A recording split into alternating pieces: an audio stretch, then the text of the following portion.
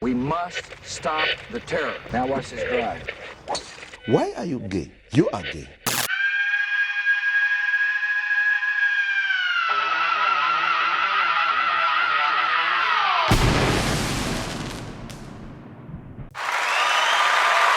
Welcome back to another episode of the Uncle Hack podcast, ladies and gentlemen. Election season. Got a lot to talk about. Not so much the campaign, whatever. Okay. We're off to a hot start, aren't we? No, not so much about the politicians that are campaigning. More so about the folks attending the campaigns, stops. Like that, those are worth mentioning on the show. We're gonna be diving in to the demographics of who's attending what's happening outside of these political events. A lot to talk about in regards to the Canadian federal election. But before that, live stand-up shows. April 11th in Mayleg, Alberta. Guess what? Sold out. You know me, touring around the big cities all across this country. Maleg. I can't even pronounce the name. This place is so it's such a prestigious location that we don't even know how to pronounce it. April 12th, Lloydminster, that's Saturday night. April 20th, Edmonton, Alberta, that's a Sunday, 20. April 25th, 26th in St. John, New Brunswick. April 27th in Fredericton. Phase 2nd in Barrhead. May 3rd, Fort McMurray. May 9th in Hanna, Alberta. May 10th in Medicine Hat. May 23rd in Halifax. June 6th and 7th in Kelowna. June 14th in Yorkton, Saskatchewan. October 17th in Berwyn, Alberta. October 18th in Grand Prairie, Alberta. Tickets available at dangercatshop.com. If you'd love to support this show, you like the show, head on over to Patreon, patreon.com/dangercats69. For the cost of one beer at your local tavern a month, you can support Canada's most unbiased podcast when it comes to the election. That's right. You can support the journalistic practices of Richard Toucher and my team here. I have 18 Indian men behind the camera because the federal government will subsidize 70% of their wage. So I'm taking full advantage of that, being a giant media conglomerate that I am. But we do have to pay the 30% of those wages. So we ask you, the loyal listener that tunes in every week, if you'd like to support the show, head on over to patreon.com/dangercat69 and get an extra episode of this podcast every week. I know sometimes to the Patreon supporters, sometimes we're a little behind on it, but we get it done around here. A giant media corporation that I am.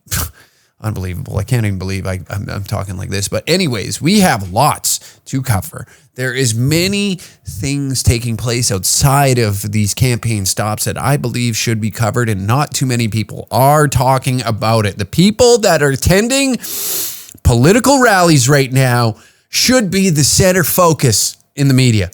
We know what politicians are going to say. We're going to cut the tax. We're going to fight crime. I'm going to make healthcare better. We know what they're going to present, like all of the, we're going to make it tougher on criminals. We hear it. Democracy is at stake with this every fucking time one of these. There goes the demonetization of the podcast already on YouTube. Just like that. Dropped an F-bomb. Unbelievable. Such an idiot I am. Anyways, the 15 cents that I'm going to make off this podcast is really going to crush me. That's my, the bottom line is so thin here that the floorboards might fall out of this media conglomerate at 15 cents. That's why we encourage you to head on over to the Patreon. But yes, no, we are seeing these campaign stops, and a lot of them are we're not seeing many people attending PPC rallies. We're not seeing many people attending these NDP rallies. It's now a long dong competition on whose line is bigger outside of these campaign events for Mark Carney and Pierre. That seems to be the big discussion online. That's what we're more concerned about right now, is who has more people showing up to their house party, huh? Who's coming to my house party? We're gonna axe the tax. You know, both of them now. We're axing taxes, and we're all supposed to be fired up about this right now. I just want to come clear here, okay, folks? I want to be honest with you.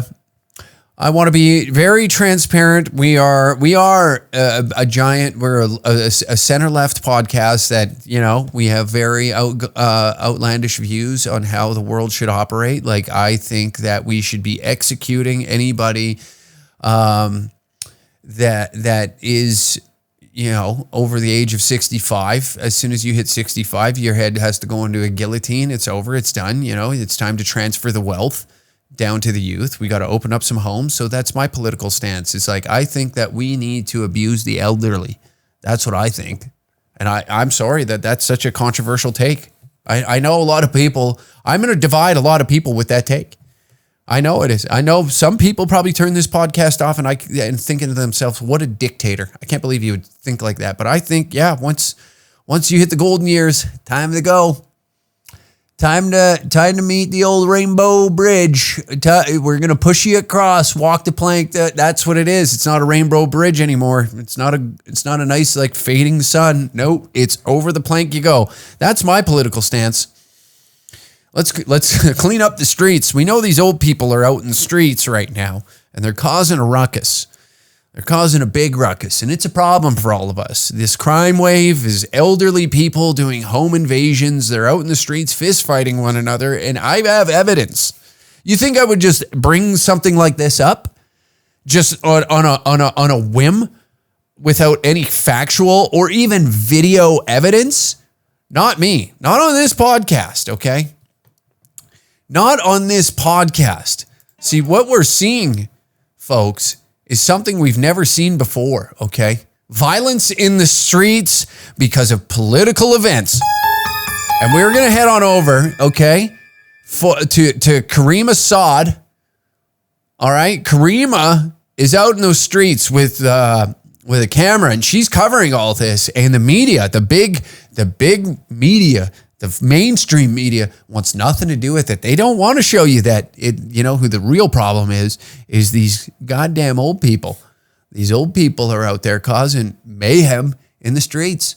You know, I know many of you have certain ideas about who's causing all the accidents in the nation, right? We can point our fingers wherever we want, but for the longest time, we all knew it was the elderly. You see an old person behind the wheel, you get a little nervous, don't you? Who else is doing 60 and 110 zone? Half the speed limit? What are you trying to do? Reduce the population? Is this part of Bill Gates's agenda? Is that what it is? To reduce the population? Is to keep these people alive as long as we possibly can, so that way they can cause harm and pain on younger families. They're consuming all the wealth. They have all the good housing. They have all the nice properties, and they're refusing to leave. They won't even leave the planet, let alone their house, into a nice nursing home where we can abuse them under our control and power. That's what we need to do, and that's what I'm advocating for. But we're going to swing on over to this video. I think it's important that we get this out in the ether, and that people can get we garner millions and millions of views. I'd imagine if you're tuning in on YouTube right now, or if you're live watching this on YouTube, there's hundreds and thousands of people watching this. And those that are tuning in on the podcast, I know the downloads there are out of control. You know, we're on par with Joe Rogan right now. I am the Joe Rogan of Tabor, Alberta. That's what they're saying. I wouldn't make that up, would I? Not me. The Joe Rogan of Tabor, Alberta is here to strike and give you the news that you need. And let's take a look at this. All right, folks, we're now swinging over to Karima's video. And here this appears to be outside. This is a liberal event. I'm unsure of the city, but here we have folks gathering. And very diverse group until you start seeing who's causing the violence. Here we go. We got two women here, two elderly women. One is slightly overweight. The other one seems, I haven't clocked in let's go back, somewhat skinny. So, this might be somebody who's feeling the effects of inflation in the country.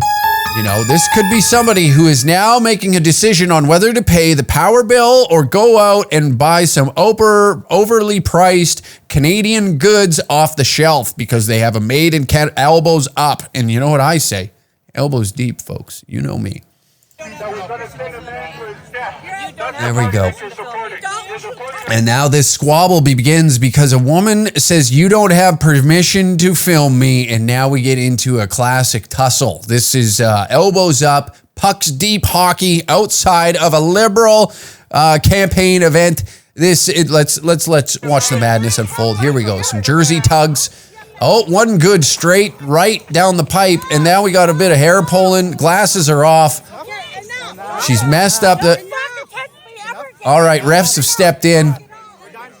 The linesmen have broke that up. She's still taking some, but this is what we're looking at here, folks, is we've got women in the street, elderly women out in the streets fighting over political leaders. The madness of it all. The madness of it all that's unfolding in the streets of Canada. I cannot believe what I'm witnessing. What am I watching? A fucking Montreal Canadiens, Boston Bruins matchup here? Is this 1962? What's going on? Gloves are off, elbows deep. People are upset. The Karens in I guess just Karens? I don't know. They're out fist fighting in the streets over these gentlemen that are running town to town. You know what ever happens at a Danger Cat show? A fist fight. No fist fights. Well, there was one in the very beginning. Just one. Not like this. It was me fighting for my life on stage. Dying 1,000 deaths in the very beginning of my comedy career. I was throwing punchline after punchline, and the people stared at me like I had 3 heads and a cock short enough to fit into a keyhole. And it was a very difficult time for me. But here we have protest mania, and these folks are out fist fighting outside of political events. And this is only one of the few that has been caught on tape. We don't know what else is happening out there, people. We don't know what else is happening, but the elderly are fist fighting one another in one of the probably finest street fights I've ever seen. Look at that. Let's take a look at that straight right down the pipe. Boom. And one more time for the folks at home. Bam. Gets her against the boards. Now we got a little wrestling going on. Linesmen step in. They say, "Hey, that's enough. The puck hasn't even dropped yet. We're in warm-ups right now. We're not even inside. This isn't even game time, folks. Come on, get your heads on straight." And you know me, I like to dig deep. So what did I find? I found a post-game interview with this. Okay, so this took place, like I said, it was outside of Scarborough. This happened in Scarborough. This is good stuff, folks. This is good stuff. And we get a post game interview here. Oops, where did that go? Did I?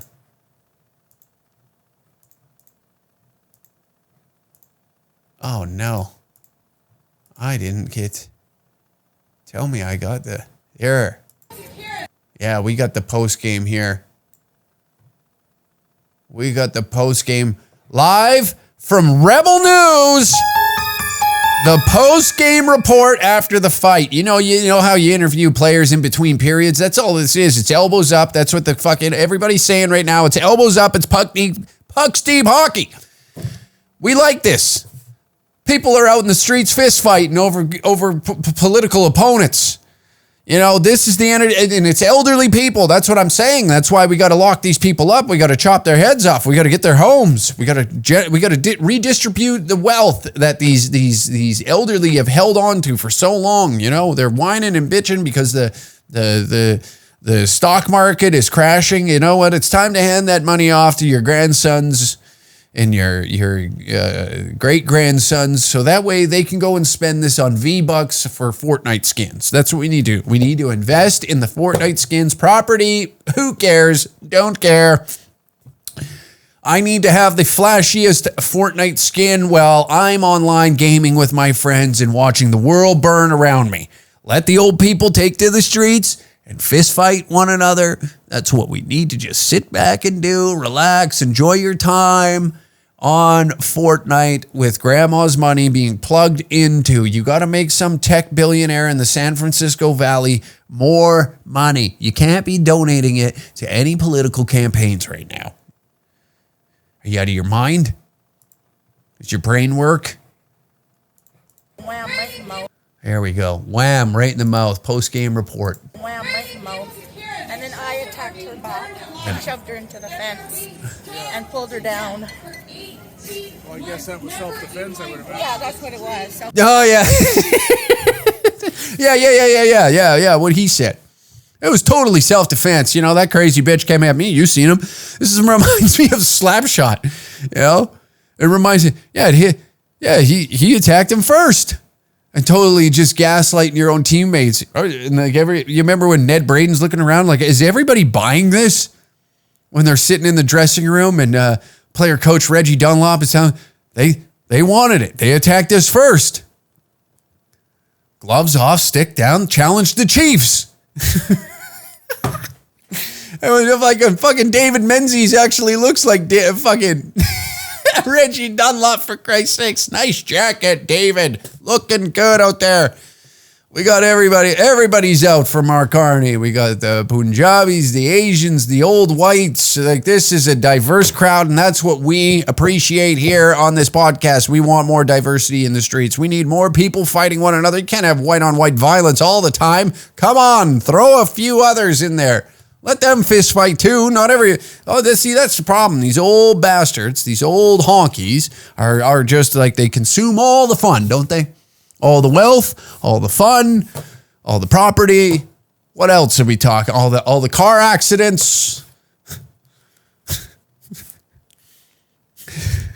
This is getting unhinged. Anyway. defense. Yeah. I'm gonna have a charge. I'm gonna have a charge. I'm gonna have a charge. Wham, right in the mouth.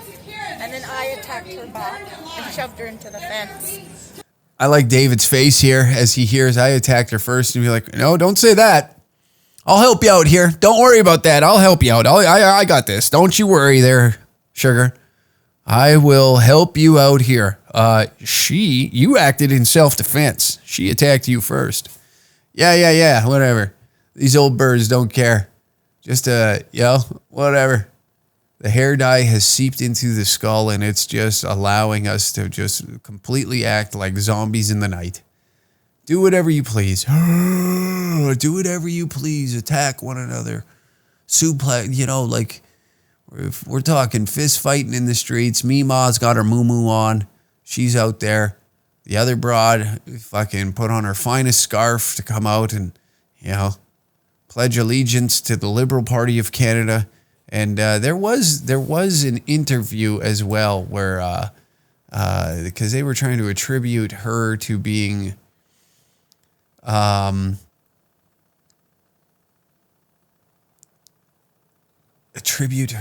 was it? I wish I would have saved that, a little post-game interview where she was, no, I'm a PPC supporter. I'm a PPC supporter. Got to make sure that's widely known that I am a PPC supporter. But that's what's left out there, folks. That's who's fighting for your rights in this country. That's who's getting out there in the streets. That's who is making sure that everybody is safe and sound, that their wealth is being protected. I've seen a stat that if anybody, if let's say that's, I'm joking about the whole, like, let's murder the elderly. I want to throw them into a pit, a fiery pit. I don't want to murder them. I just want to put them in a pit and burn them alive. Okay? Very simple. I don't want any blood on my hands. I'm going to, encourage you. No. This is how you get in trouble. This is a completely satirical podcast. Please do not take anything that I say serious. And it's sad that I have to say something like that because I am an idiot. But I wanted to show one more thing in regards to the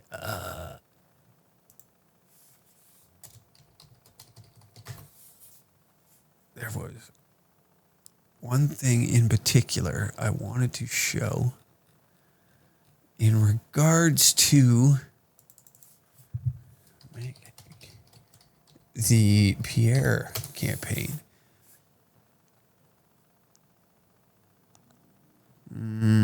Here it is. This is where it gets interesting at these rallies, okay? This is why I don't really want to put my trust into anybody who gets on stage and starts trying to move you emotionally.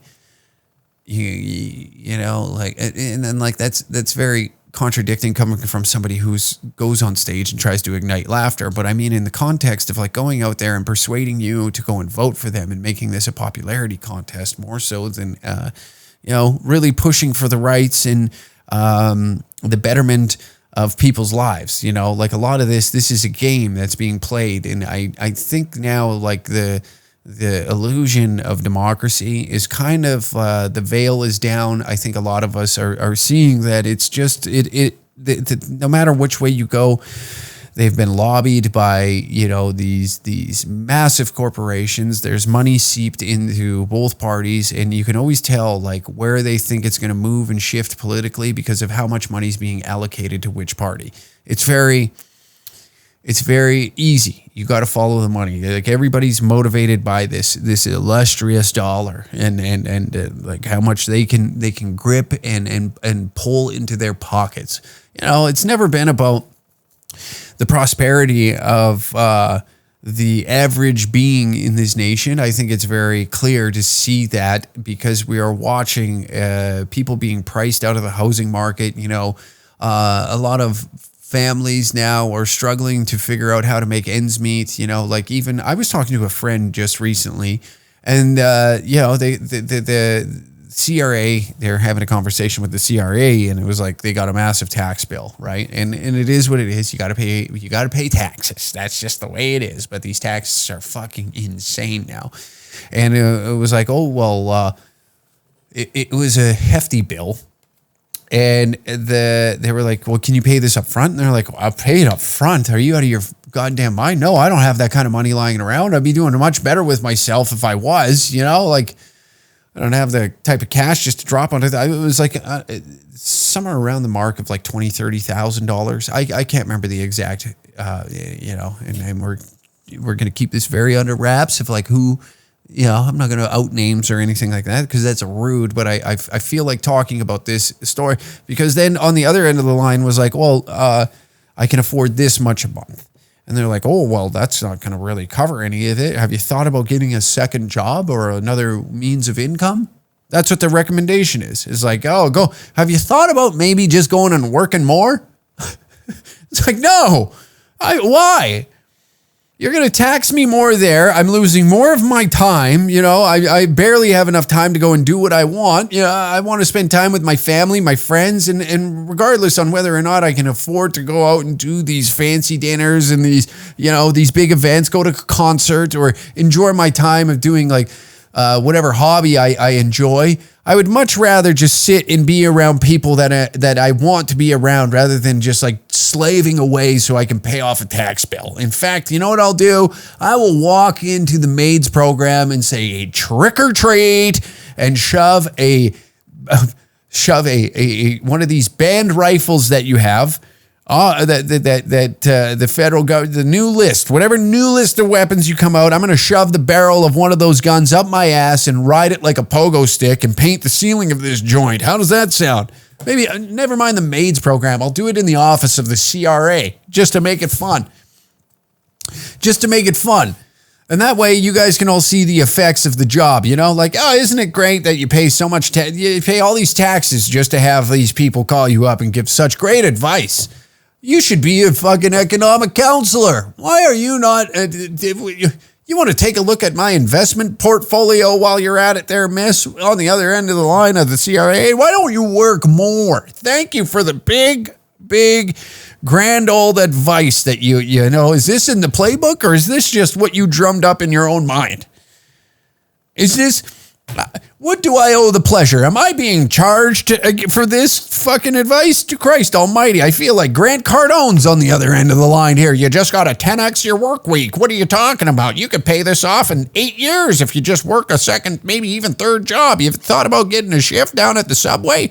Why don't you fold up some sandwiches for some fat fuck that's coming in, just wants melted cheese all over some meatballs? Why don't you do that for an extra 4 or 5 hours a night? I understand you're only catching about 5, maybe 6 hours of sleep a day, you know, from the household responsibilities. You know, you got kids that you got to take care of. They got sports and leisurely activities that you would like them to attend, and you would like to be there as a father. But you know what? The lady on the other end of the CRA said that I need to 10x my work week. What are we dealing with here? Huh? What have we got? Some investment in Instagram guru on the other end of the line? Thank you so much for such sound advice. What's the next? Oh, if I can't pay this, what are you going to recommend? The maids program after this? Well, maybe if you just kill yourself, we could take your organs and sell them to the Chinese black market. Just a thought, it could clear up your debt. It could clear up your debt right now. Thank you so much. But that's the world we live in. That's the advice. Just work a little harder. We've been told, you know what? So many people have been told that their whole life. You just got to work hard. You just got to work hard. Wake up and work hard. If you work hard, you know, no direction, just head down, ass up, fucking work hard. You can make it in this world.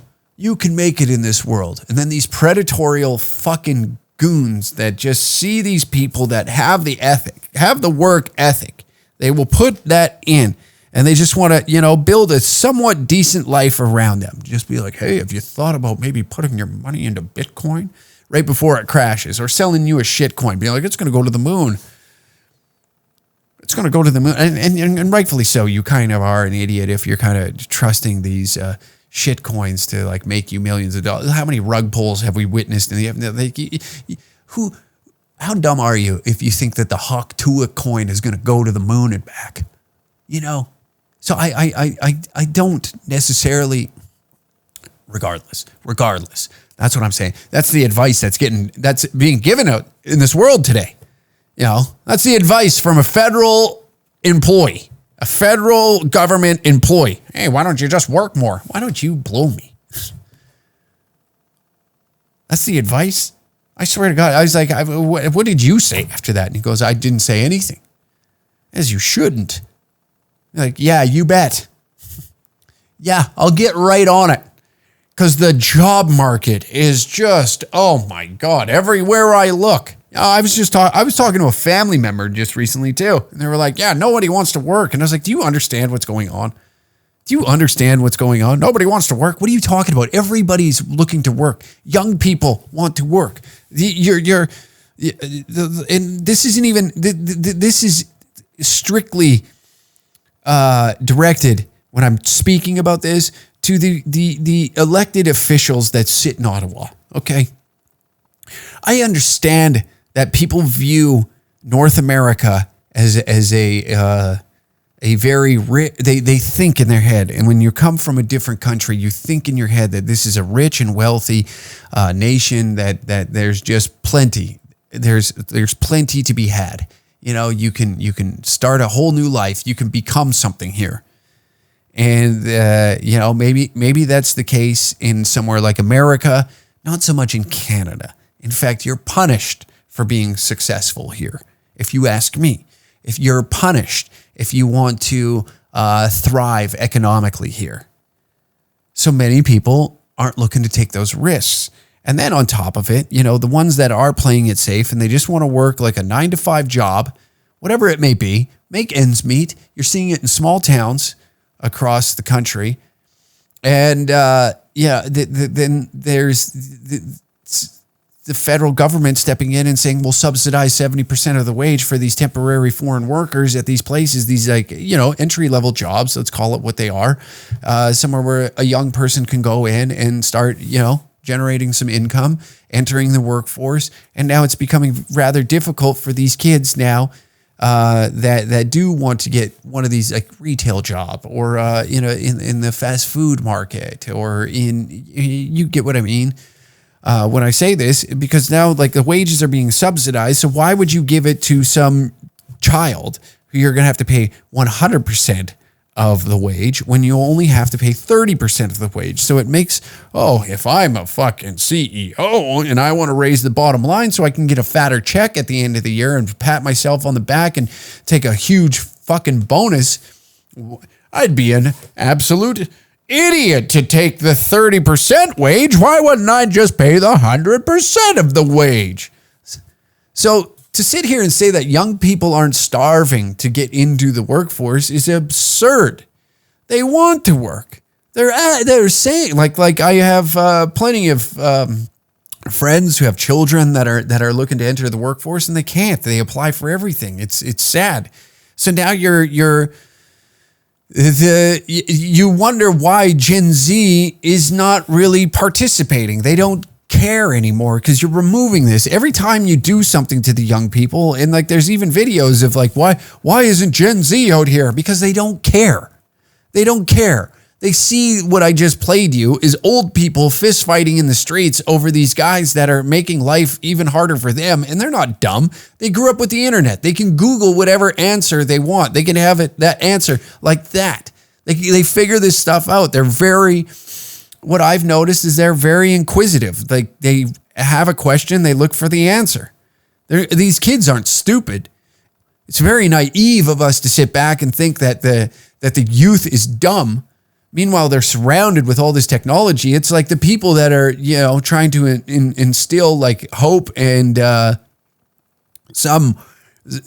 instill hope in them that the future is going to be bright for them. And then they look at us like we're fucking idiots, and I don't blame the young people for doing that. Why would I want to participate in this system that all of you seem to be miserable in? You got an answer for that? I see all of you miserable. I don't want to do that. I'm just going to fucking freelance it. I'm going to figure it out on the fly. And you're like, whoa. And then like my generation was like told you can be the greatest you ever been. And look at all of us. We are flat out miserable. We're complaining that we can't own a house. We can't afford rent. We're struggling to find work. We're the price of like the cost of living has rose so much that, a lot of people that used to be able to go out and enjoy a Friday, Saturday with friends can't do that anymore. And it doesn't even need to be like one of these, like I'm going out and balling out, going and doing bottle service and dropping a fucking grand on getting drinks and fucked up. No, it's not even that. Like a lot of people just can't go out and have a meal with friends because every cent is accounted for into their cost of living. And you're seeing this on the daily. New videos popping out every day of people my age complaining about that. And it's not like before you go, well, yeah, they went to school for some fucking gay-ass degree. It's not even them. It's people, just regular run-of-the-day people that work these...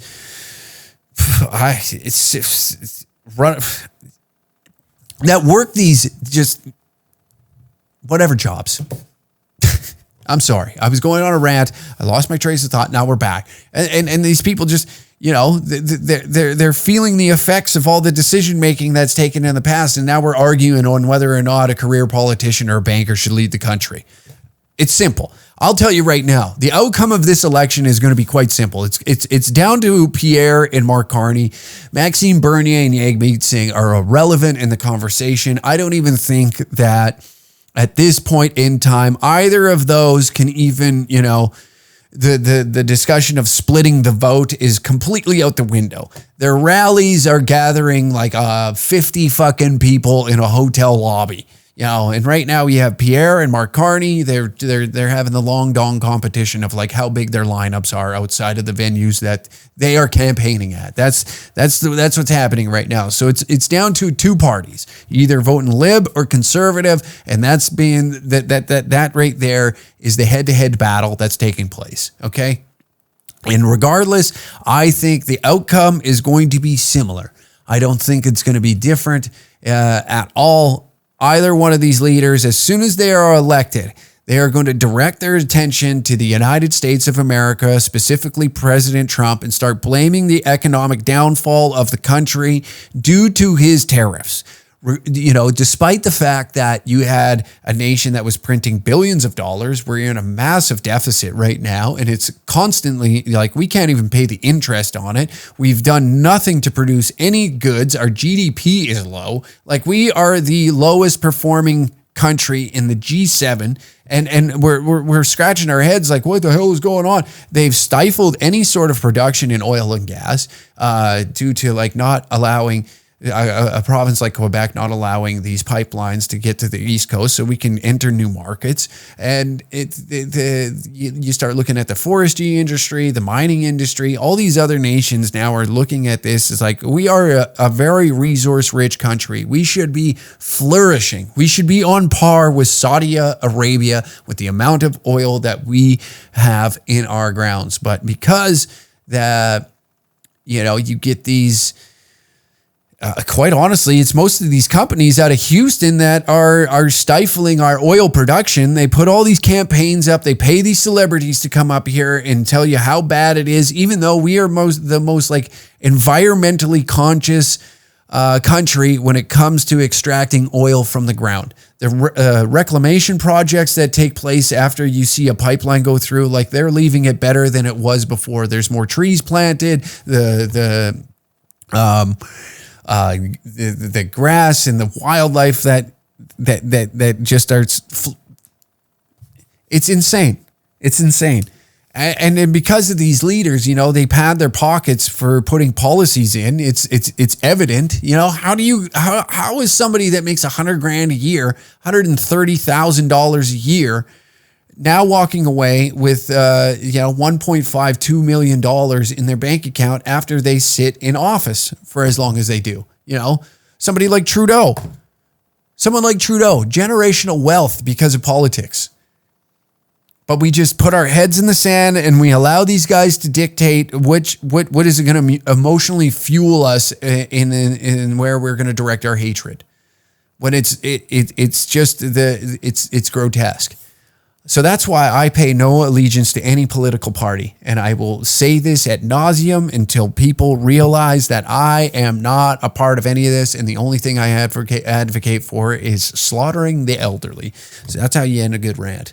You end a good rant with a nice little joke, and that's what we call a callback in the business here, folks. And now we're going to get into, outside of Pierre's rally, a man was not allowed in because he was wearing a Make Canada Great Again hat.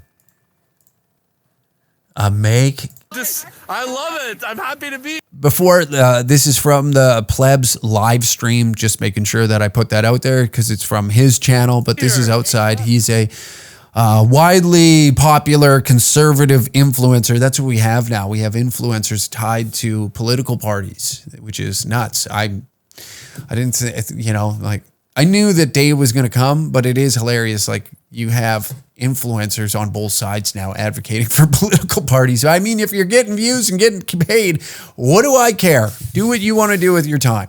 Yes. Talk about me, it's kind of sad, don't you think, that I get thrown out because I'm wearing a Make Canada Great hat again? Are you leaving? I have to.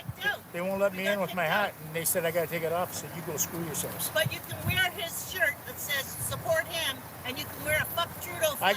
You can do all that, but you can't wear that hat. Get this, I got a picture in my phone of me and Pierre with me wearing my blackface Trudeau sweater and this hat, and standing beside each other having a great old time at the AgriCom at the last time he was here, and everything was just fucking hanky dorky. Most Canadian guy ever, rolling around town in a fucking Sebring. Good for him. This time they don't want to let me in because they're getting all woke. And you know what? That's not why I came. Okay, it's not so much the woke thing. It's like that hat.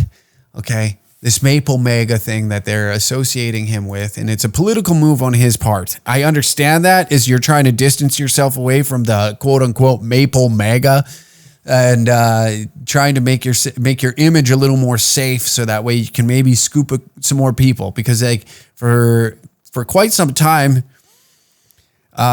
they've been branding him as a Trump-style politician, and then that, and like it's to have this imagery inside there and be like, you can't wear that. But this is the problem I have with conservatives: is they're staunchly free speech, and if free speech covers the ground of like even what the clothing that you're wearing, I mean, obviously they're letting these fuck Trudeau shirts, these blackface Trudeau, because it's imagery that portrays the Liberal Party in a bad light, regardless of how we want to argue about this. But as soon as you got to make Canada great again, a slogan that's, quite close to the MAGA. We're not MAGA. But this is why I have a problem with conservatives, is they like to fucking, even in my case, in what's going on in my comedy career, is conservatives will look at me as a talking point, as like censoring and the attack on free speech. But then some of the speech that I say they don't like.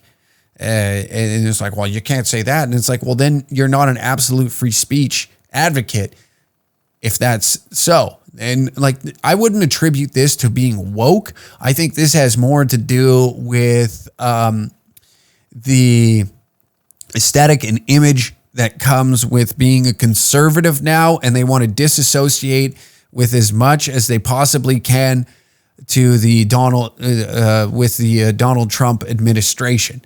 That's what I think that this is. It's not so much, so to blame this on the woke is kind of dumb. I don't agree with this guy right here that much, but I do find it interesting that they will not allow him in with that hat on, because it's so close to that slogan? Is it because, the reasons being, who knows? I would assume because it's so close to the Make America Great, and they're trying to get away from the whole Maple MAGA horse shit. But let's continue on what this guy has to say. Today. I came here to try to get our country back, not for them buying into this woke bullshit. Oh, I respect it. So I am the hell out of here. You're going to take your hat off and join us regardless? Nope. No? Not a chance. But tell me you're not going to vote Liberal now. I'd rather fight. Oh, that's like, tell me you're not going to vote Liberal. Okay, enough with that. See, it's the same thing. It's the same thing. They're campaigning on the same talking points. We're gonna fight crime, and then you go over tomorrow, we're gonna fight crime. They're both saying the same shit, just different. They say it differently. It's all the same. It's just fucking. It's right there in front of you. We're gonna bring more police officers in. Fight and change. Don't tell me you're gonna vote Liberal though. You know what? Everybody in Alberta should vote for Carney, and that way everybody then will just separate. How about that? Huh? I think that's the plan if Carney does win. All right. Have a nice night. Okay. Interesting. Everybody in Alberta should separate. But that, my friends, is how you garner support with the people of Alberta. I think everybody should vote. See, that's like, now you got it, somebody who's going to be quite vocal about what happened to him. And this is semi-viral through the conservative sphere. And I think like a lot of what I'm seeing anyways is a lot of people who, were kind of conservative. This whole Trump tariff thing has really caused division inside of the conservative movement in Alberta, because that was something where a lot of let's be honest, a lot of people out here in Alberta really enjoy Donald Trump. They like his policies. They're very open about it. You see it all the time. Maple MAGA. And now with trying to distance himself from from Donald Trump and everything, and like taking a stance against America and this tariffs that are coming. You've seen now most, like a good chunk, anyways, like I obviously in the sphere that I exist in, hear it more and more, but some of these people are kind of advocating on becoming the United States, of being a part of the United States of America. And a province like here, I wouldn't see them really again. Like, would America hate to have, somewhere that produces as much oil? In fact, they would ramp up the production, the natural resources, having like somewhere like the mountains that, you have fresh water supply. You got a lot happening here. But that's what I found interesting. So they don't allow this guy, and he refuses to take off his hat. It's not like he wasn't kicked out. He was asked to take off a hat. Let's be fucking normal about this for a second. He was asked to take off the hat. He refuses, which, I respect the move. No, I came here with this message on my head. This is part of free speech, and then this is where people, they can do whatever they want. They're brought into space. They can have whatever they. Okay, then fine, but then don't start advocating against this, or against this censorship and advocating for free speech. When you watch somebody like this, there should have been some people that stood up and be like, no, let him in. What the hell is this? Let him in. You guys say you're free speech. You advocate that you are free speech absolutists. Most of you that associate with that party, where were you to stand up for that guy to walk in there with that hat? He should be allowed to wear that hat in there. But I've got a photo with him on this, and that's my issue with this. But then now we have Carney's big plan to fight crime, which this came across my desk. This came across Mark Carney's Liberals. Mark Carney's Liberals release plan to fight crime, protect the Canadians, and build safer communities. Today, Mark Carney announced his action plan to bring criminal gangs to justice, stop illegal guns and drugs from flowing over the U.S. border, and building safer communities. Canadians deserve to feel safe where they live, play, work, and worship. My government will hire thousands of new RCMP and CBSA officers to crack down on illegal drugs and guns coming in from the United States, increasing funding to prosecute violent criminal gangs, make bail laws stricter for home invasions and car thefts, protect our children, and shield Canadians from gun violence. We will also protect communities, spaces, so that Canadians can live their lives in safety and security, said Mark Carney, leader of the Liberal Party. We will disrupt and dismantle criminal networks, bolster the justice system, and build a stronger and safer Canada for everyone. They are planning to reinvigorate the implementation of an efficient gun buyback program for assault-style firearms, which failed tremendously. They lost more guns than they bought back. The RCMP, let me say that again. For the folks in the buyback program and the RCMP combined, they are in a deficit. Okay, they have lost more guns. Like, I can't remember what the number was. It was like they lost like 56 guns, if I recall, from that report that we looked at not too long ago on this podcast. We broke news on it. And then now they're advocating on like, hey, we're gonna put a more efficient gun buyback program, because people that legal gun owners that have these quote unquote assault style firearms were rushing to these individuals looking to purchase their weapons back. None of them were. Automatically revoke gun licenses for individuals convicted of violent offenses, particularly those convicted of intimate partner violence offenses. Okay, that should already be something, Do you want somebody who's already violent, especially with their spouse? Is that what we need? Yeah, what a brilliant idea. You notice, okay, before we get into this, like some of you are probably nodding your head along with me, and those that we already ripped on the conservatives about the free speech bullshit that they always preach. Now we're going at the libs, okay? We're balancing this out. An unbiased fucking center-left podcast, I may remind you, that advocates for the annihilation of the elderly. Legislate a requirement for the RCMP to classify new firearms models entering the market instead of gun industry. To legislate a requirement for... that's what we need, is the RCMP now.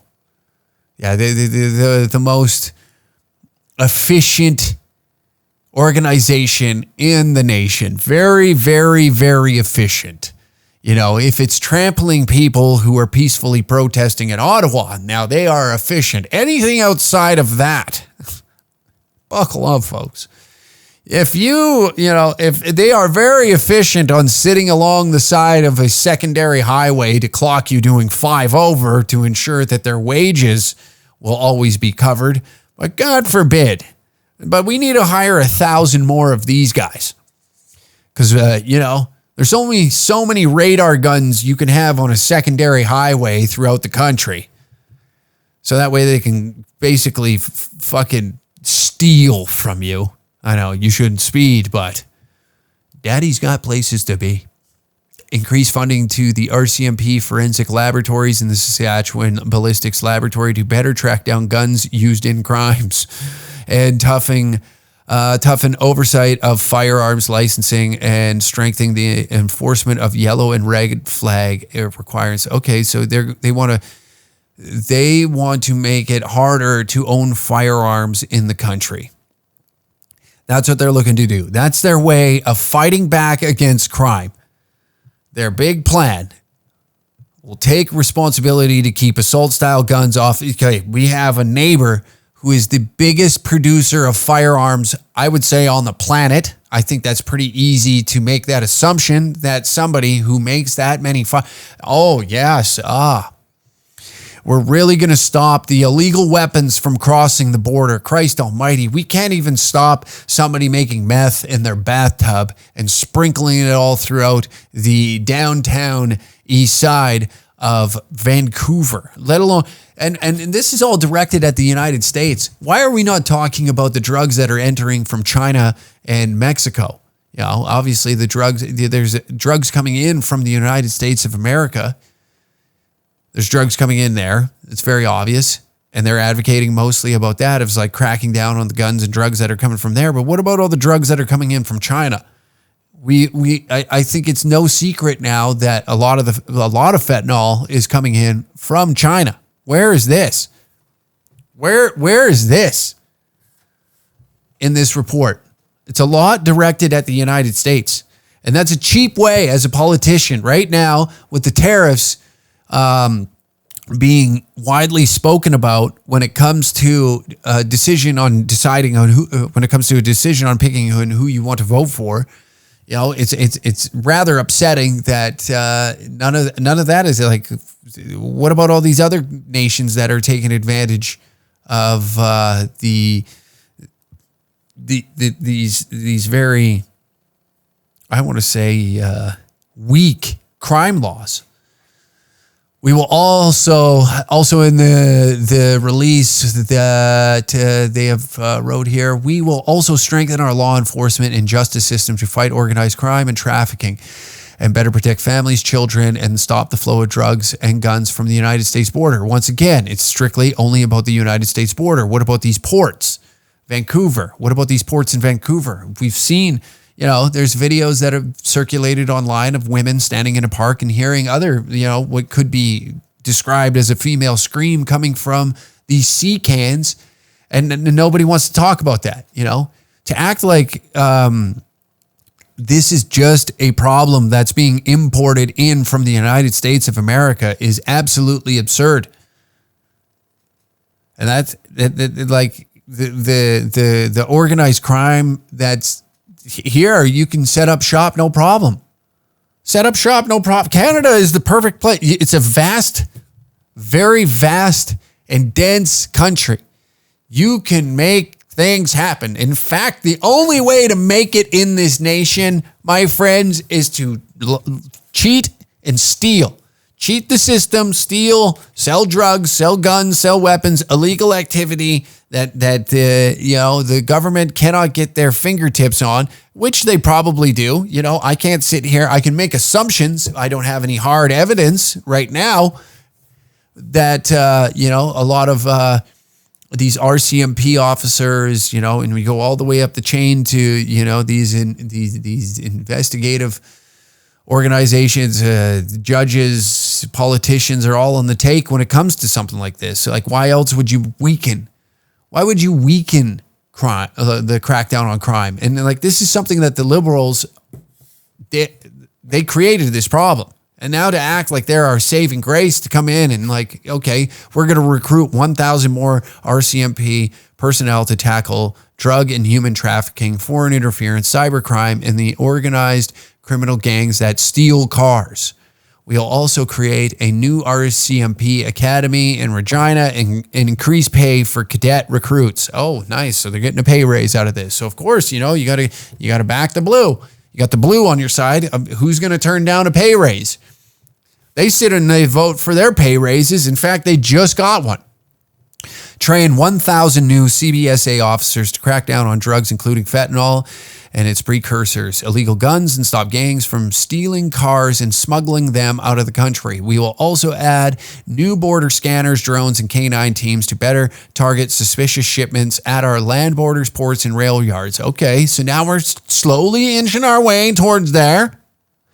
Won't say a specific country, but God forbid, increase the public prosecution services of Canada to increase capacity to prosecute more drug production, trafficking, and importation offenses.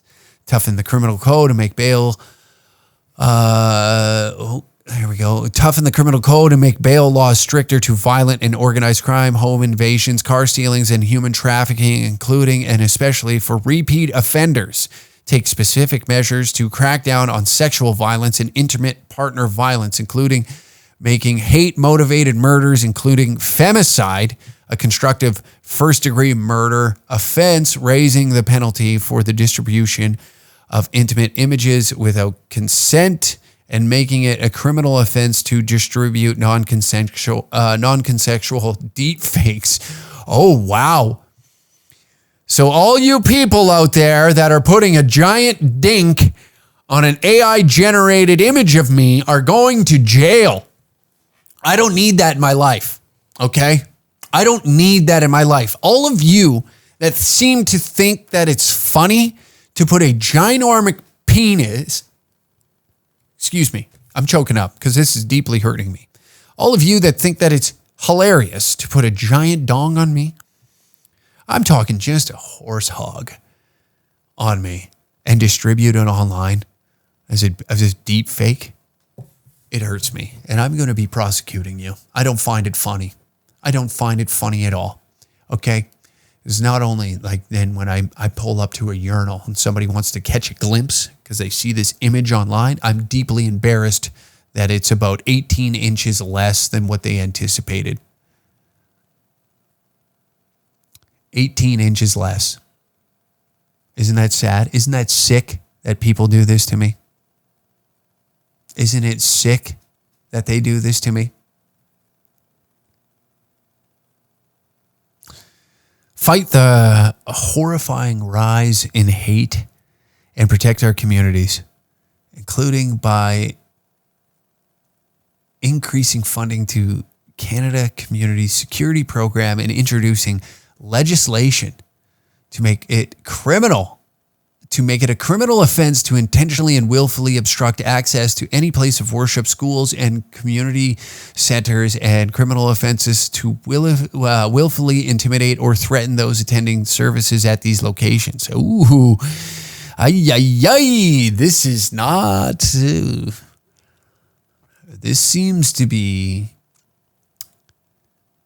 something that I think is being influenced by a certain group of people. No. We're not going to go down that rabbit hole.